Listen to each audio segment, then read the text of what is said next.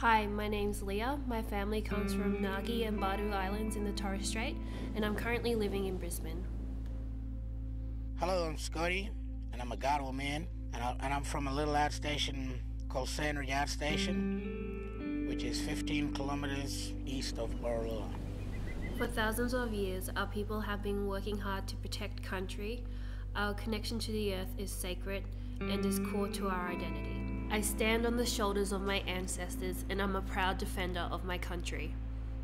For over 200 years, people have been digging up coal, gas and oil to power electricity. But that destroys our land and water when it is mined, and destroys our climate when it is burned. This still continues today, with companies who want to dig for coal in central Queensland and frack for gas in the NT. The world is warming, but it's not too late to fix it. You may have heard about climate change as a big faraway thing in the future, but we are here to talk about how it's impacting Aboriginal and Torres Strait Islander people right now. In 2017, the Great Barrier Reef experienced the worst bleaching ever. Over 50% of the reef was cooked by really warm water over the summer. And in the Torres Strait, where I'm from, sea levels are rising and our people are building seawalls to protect their homes. But they often fail, and our communities are flooded for weeks on end. I'm from 50 k's further inland from the coast, and most of the sea people have been seeing kilometres of mangrove die-off. All across the country, extreme weather events are becoming more frequent.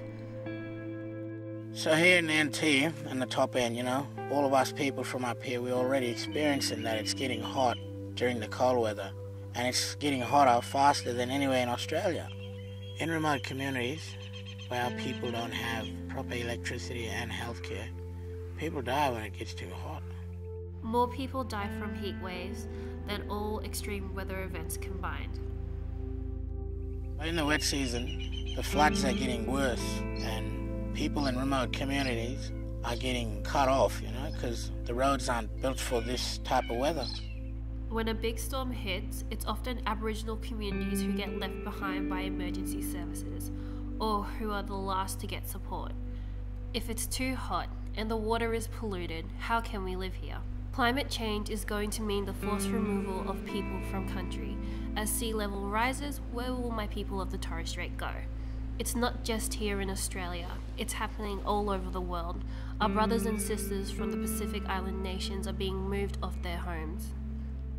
And in North America, there's Indigenous people getting pushed off their communities because of fossil fuel companies. In 2016, world leaders came together and agreed to limit global warming to 1.5 degrees. To do that, all new fossil fuels reserves need to stay in the ground, not in the atmosphere. This means that we need to say no to the ADANI mine in central Queensland. And we can't let companies frack for gas in the NT. We need to power our lives with renewable energy and do away with the fossil fuels of the past. After all, Australia is the sunniest and the windiest country in the world. Many remote communities rely on diesel generators for their electricity. Solar power can replace that and provide energy for free. But right now, our governments are letting us down. Australia is the world's largest exporter of coal, and pretty soon it will be the world's largest exporter of gas too. So it's up to us. We are the first generation of people who have experienced the impact of climate change, and the last generation to do anything about it. That's why we joined SEED, a network of young Aboriginal and Torres Strait Islander people who are standing strong to protect country from fossil fuel and climate change. We are fighting for the rights of our people to have the final say over what happens to our land, and our right to a safe climate for our mob. Young people are making a difference, because people are listening. Communities all across the NT are coming together to call for a ban on fracking. School students all across Australia are putting solar on their school roofs. And young people spearheaded the campaign to the Big Four banks to rule out funding ADANI's coal mine in Queensland. And won! Seed mob are coming together. We have lived sustainably off this land for thousands of years and fought for our rights since invasion.